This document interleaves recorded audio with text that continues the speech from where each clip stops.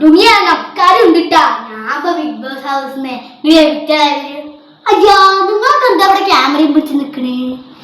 എന്റെ അമ്മോ ഇവിടെ തൊകിലില്ല പറഞ്ഞിട്ടാണ് അവിടേക്ക് പോയത്. അയ്യോ എന്റെ ഉണ്ണികളെ അവിടെ തൊകിലും കിട്ടണ്ടേ? അവിടെ കാണുന്ന പോലെ ഒന്നുമല്ല, നിങ്ങളുടെ ടിവിയിൽ കാണുന്ന പോലെയാണ് പറഞ്ഞിട്ടാണ് ഞാൻ അങ്ങോട്ട് പോയത്. നോക്കിയപ്പോ അവിടെ ഒന്നും ഇങ്ങനെയല്ല. ഒക്കെ വേറെ കൊണ്ടോ അവിടെ ഇരിക്കാൻ തന്നെ പേടിയാ. അവിടെ എന്താ നടക്കണെന്ന് കണ്ടസ്റ്റൻസിനും അറിയില്ല, പ്രേക്ഷകർക്കും അറിയില്ല. അവിടെ ഇങ്ങനെ പോണ്ട് ഓരോരോ ദിവസം ഇങ്ങനെ 24 മണിക്കൂർ ഇങ്ങനെ പോണ്ട്. ഒരു ദിവസങ്ങളിൽ ലാലേട്ടനും വരുന്നത് എനിക്കറിയാം. അവിടെ എത്ര ദിവസമായോ അവിടെ ഇത്തിരി മനസ്സമാധാനമായി കണ്ണടച്ചിട്ട് ഇത്തിരി ഭക്ഷണവും കഴിച്ചിട്ട്. എന്റെ അമ്മോ എനിക്ക് അവിടുത്തെ ഭക്ഷണമൊന്നും പിടിക്കില്ല. ഇവിടുത്തെ ചോറും നങ്കിമീൻ എന്നെ പിടിക്കുള്ളൂ. അങ്ങനെയൊക്കെയോ ഞാൻ കുറെ നാൾ നിന്നങ്ങോട്ട് എവിക്റ്റായി വന്നപ്പോ എന്റെ നാട്ടിലേക്ക് വന്നപ്പോ എനിക്കെന്ത് സന്തോഷം അറിയോ.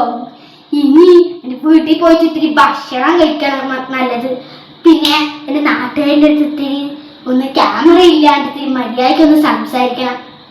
അപ്പുറത്തെ വീട്ടിലെ മുത്തിയമ്മ ഇല്ലേ എന്നെ കാത്തു നിൽക്കണ്. ആ മുത്തിയമ്മൻ്റെ അടുത്ത് ഇത്തിരി കുറ്റവും ഇഷ്ടവും അവിടെയുള്ളവന്റെ കുറ്റവും ഇഷ്ടമൊക്കെ ഇത്തിരി ഒന്ന് പറയണം.